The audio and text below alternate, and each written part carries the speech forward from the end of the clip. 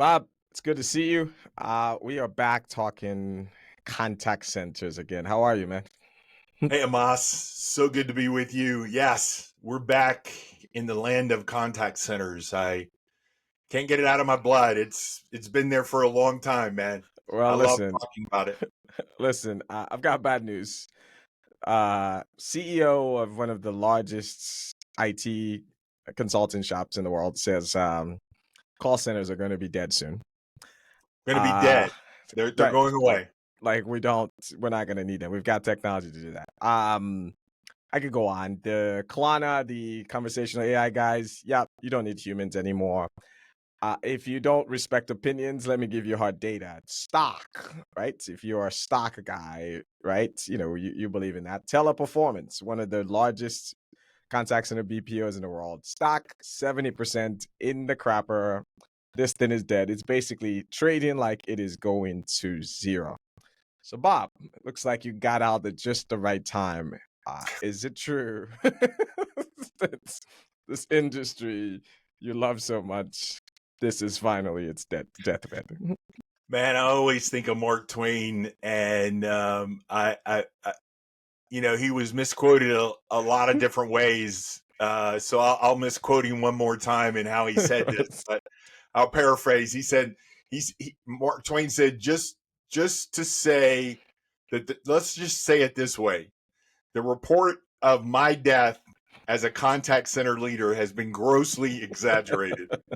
Okay, so Mark Twain back in the day was hearing that contact centers were going away, and he Wow, said it was grossly exaggerated. he I, saw in the he future. saw in the future, Of course. and that's the reason why he said that statement, is so that we could always come back to it and use it as the example of the contact center is not going away.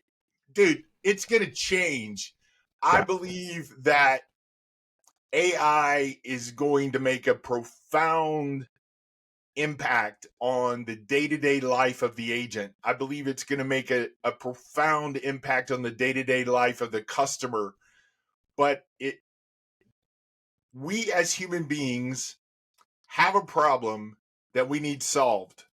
And there is just not enough reality in the bot yet, in the AI yet, to solve the complexity of multi-tiered problems and the way that human beings present those problems Right.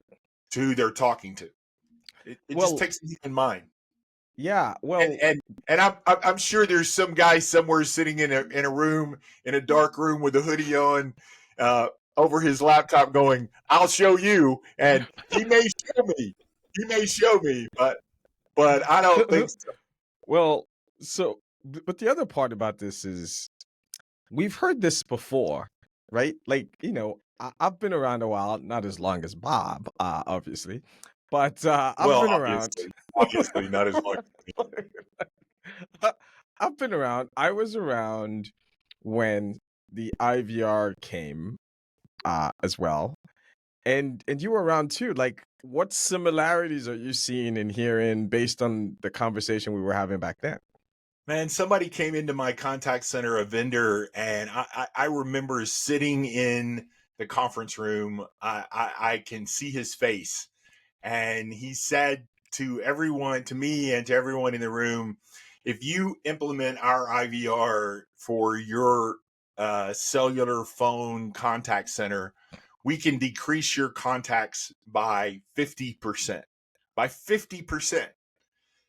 And I just remember thinking what every rational contact center leader would think is, if I buy this equipment, my budget's going to get cut by 50% next year. If I say that, if I go in and pitch this, they're going to cut my budget. So yeah, the IVR said that it was going to be over. It happened again when the internet and personalization of the internet and the Right. .com happened, and it's happened. Emails. It happened a That's little bit with it happened a little bit with digital. With digital, it happened a little bit with social media that was going to scrape off. and they have all scraped off parts of our interactions, but I still got a person behind a keyboard somewhere that's answering questions. So uh, I, I I, just don't think it's going away. I think it's changing. so, and let's also take apart some of these comments. So when Klarna and others say, "Oh my gosh, we can automate a bunch of these interactions where there isn't a human," and they make it sound as though this is brand new breaking ground. I'm not saying the technology isn't. I'm simply saying we've scraped off millions and billions of interactions. We did it with the phone IVR. We did it with websites. Um, but let me tell you what hasn't changed throughout all of this evolution. Phone calls has increased throughout all of this. Like that's the part that people even miss, right? Like people say no one calls anymore. Phone calls is growing every year, not by a lot. It hasn't shrunk. Like in fact, 61% of contact centers reported increase of phone calls. Now, leading up to the pandemic, the growth rate was 1-2%. Since the pandemic, it's accelerated. There's like more phone calls now. We still have email, we still have chats, we still have chatbots. That's with all of this going on. So I think a little bit of um, you know, humility is necessary before declaring that this thing is going away. So I wonder though, Bob, that do you think that this time around, where we do have this new technology and people start to use it, how do you see this playing out where after AI becomes normalized, what do you think, how does this thing kind of plays out where, okay, we're doing more automation, we're doing more of this. What's next? I think you made a comment to me last week when I saw you in person, which, by the way, was just a highlight to sit in a room and talk to you. I realized that for those 2 or 3 hours we sat around and talked, we should have videoed everything we did because there was show after show after show, and us just geeking out for the first time seeing each other.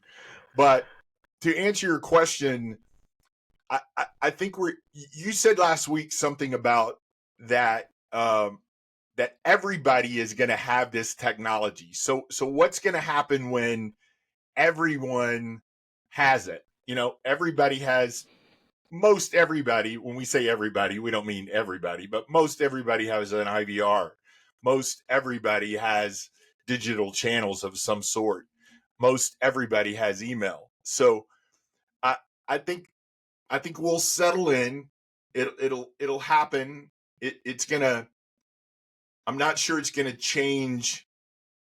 That there's going to be a new technology, but I believe it's going to impact the current technologies. It's going to impact knowledge greatly in the ability for an agent to find an answer. It's gonna impact the way that messages are sent back without an agent, Right. just between the bot and the person. It's going to do those kinds of things, right?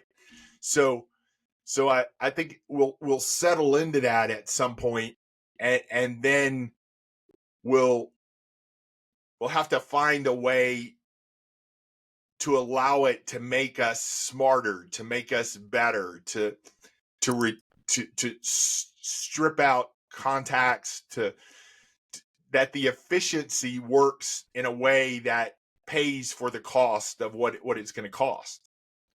I think you're spot on, right? I think if we can pivot as we're going to end here, what we want people to think about is, I think, start thinking about the lives it's going to impact. Stop thinking about how the call center is not going to be here, we need to eliminate humans, and think about how does this technology help your customers? Period. End of story, right? Like, how does you using this make their frustrations go away, for you to be a better deliver better service to those humans or contact. If you think about it from those lens, you will get the savings it is you're looking for. You will get the increased revenue. But if you start from a point of, I'm just going to copy what everyone else is doing and just trying to eliminate as many people as possible, that will end up in a worse outcome. So that's how I would think about, if you're listening to this, what should you do? How does AI help your customers? And How do you think about it, Bob? you're just spot on. You're spot on. That customer, what does it allow us to do that improves the customer experience? So I'll talk to your bot. I'll interact with your organization digitally if you'll give me better service, if you'll give me better options. And it's happening. I mean, I called someone yesterday about something, and the question, the response was, you can handle this via our automated chatbot, our automated assistant. Right. I can send you a link on your phone, and you can click it and have an interaction with her, and she'll take care of you.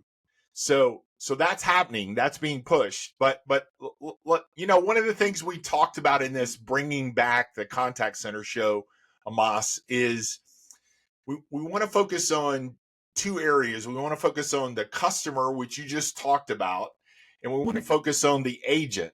So in the past, we've talked a little bit about management and about directorship and how to run contact centers. So let's break it down for agents. So if you're an agent or you're a supervisor, even, here's what I think you need to do. You need to get ready. And how do you do that? Well, you read everything you can get your hands on. Google is your friend. Listen to podcasts like ours, like other ones that are talking about this. Google almost every major IBM, almost every major company, and every major learning platform has free classes about AI. You can become certified in Google AI. So take the time to learn what is about to invade your space and become useful to your company. Tell your supervisor, tell your manager that you're taking this, you've been certified. You would like to be on the initial team that's going to beta test this. Yeah. So put yourself in a world where you are the better option to hold on to, because you understand what's about to happen in your contact center. That's a good place to live it. I mean, you've got it. We got to work with bots, so you better learn our new overlords. On our way out, I think my my parting words would be humility. Be very wary about people who say they know what the future holds.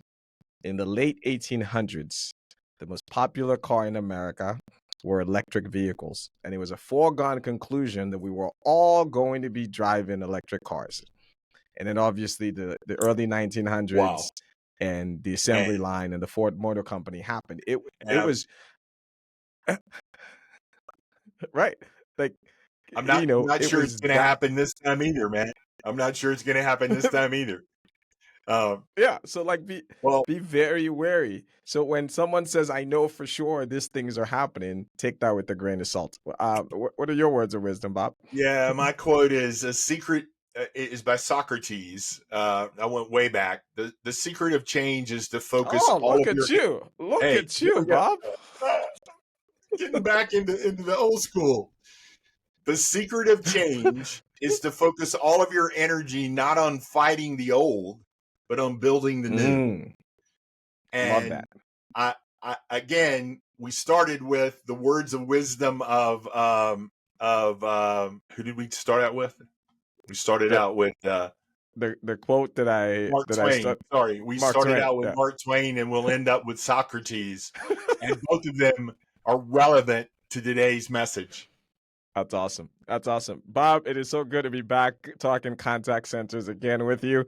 For those of you listening, we are back better than ever. Please like, subscribe, and share our show, and we'll talk to you next time. Sweet.